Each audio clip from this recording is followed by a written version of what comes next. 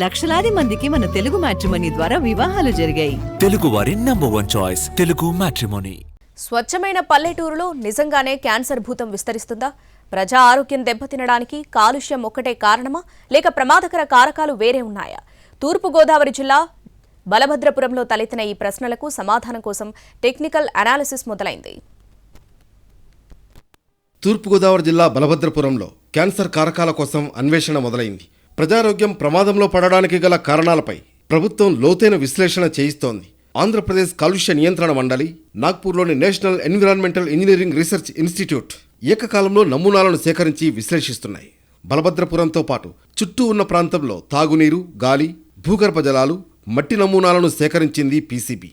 26 చోట్ల నుంచి లీటర్ చొప్పున భూగర్భ జలాలు, ఆర్డీఎస్ మెషిన్లతో 14 ఎయిర్ శాంపిల్స్, చెరువు నుంచి మరో 4 నీటి నమూనాలను సేకరించింది. వాటిని విశాఖలోని రీజనల్ ల్యాబొరేటరీకి తరలించగా టెస్టింగ్ ప్రక్రియ, టెక్నికల్ ఎనాలిసిస్ జరుగుతోంది. బలభద్రపురం గ్రామంలో తాగునీటిలో pH వాల్యూ ఎంత ఉంది, అక్కడ తాగునీరు సురక్షితమేనా, అందులో క్యాన్సర్ కారకాలేమైనా ఉన్నాయా అనేది నిర్ధారణ చేయడం ప్రధానమైనది. సేకరించిన శాంపిల్స్లో కాల్షియం, మెగ్నీషియం, పొటాషియం, సోడియంతో పాటు ట్రేస్ మెటల్స్ ఎనాలిసిస్ జరుగుతోంది.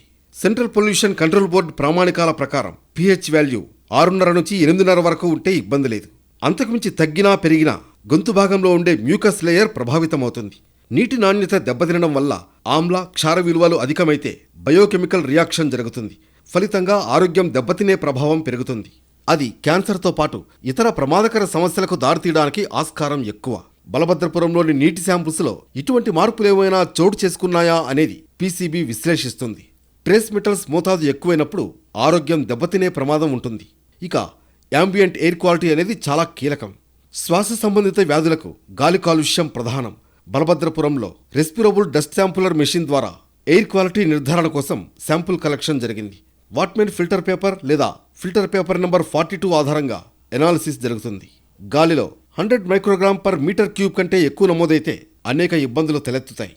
వీటిని నిర్ధారణ కోసం బలభద్రపురంలో 200 నుంచి 300 మీటర్ల పరిధిలో శాంపుల్స్ ల్యాబ్కు చేరాయి.